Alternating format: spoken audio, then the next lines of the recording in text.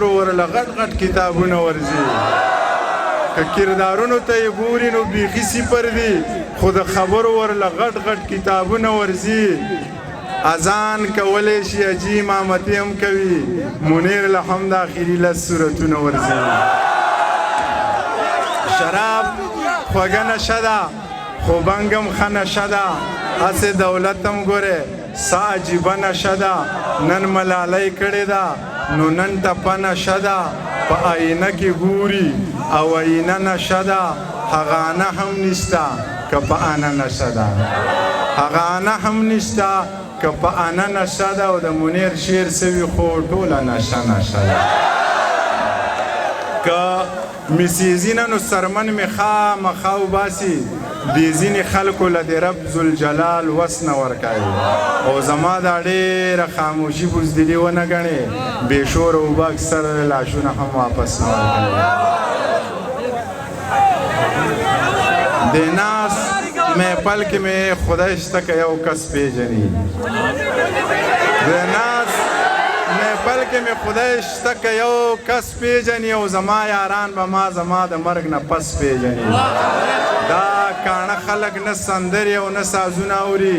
دا ړانده خلک نه غانټول او نه نرګس پیژني خبره د غنم نه تر جنت پورې کېده د زخرو نه شروع و تر شربت پورې کېده او الله په دې پوهېدو چې داسې بل نه پیدا کومه دا ځکه دروازه د نبوت پورې کېده الله په دې پوهېدو چې داسې بل نه پیدا کومه دا ځکه دروازه د نبوت پورې کېده او هغه سړی مین شو ولې بل شانې مین شو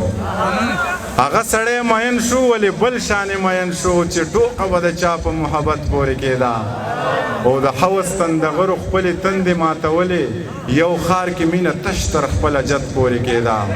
هغه سړی مې نن په ډک بازار کې په سوال ولید خندا چې به یې زمونږ په غربت پورې کېده هغه سړی مې نن په ډک بازار کې په سوال ولید خندا چې به یې زمونږ په غربت پورې کېده او دا ما چې وکړه د ځان دا بې حرمتي ډېره وه مرګ راځه که نه بس دومره زندګي ډېره وه دا ما چې وکړه د ځان دا بې حرمتي ډېره وه مرګه راځه که نه بس دومره زندګي ډېره وه منیر که هر څو په تن غر و او په زړه سندانو خو بربادۍ له د یوې جینۍ ځواني ډېره وه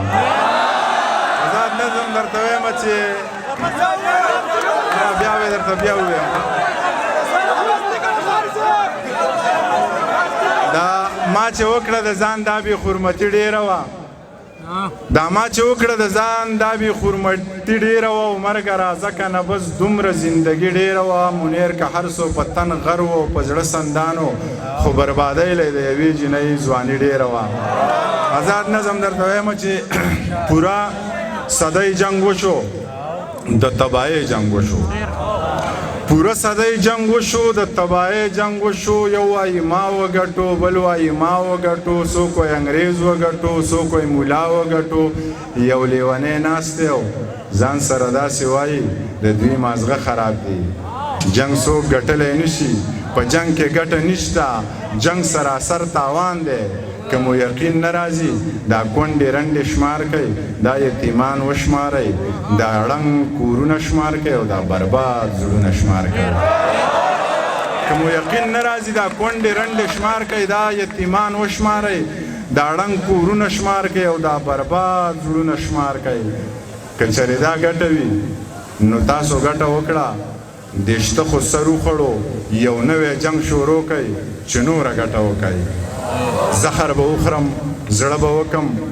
نور څه کوی شم څه به وکم بس ځان به مړ کم ښه به وکم او هندوستانۍ میړه به وکم په پښتنه خاوره 2 ځله کونډه شومه ډېره مننه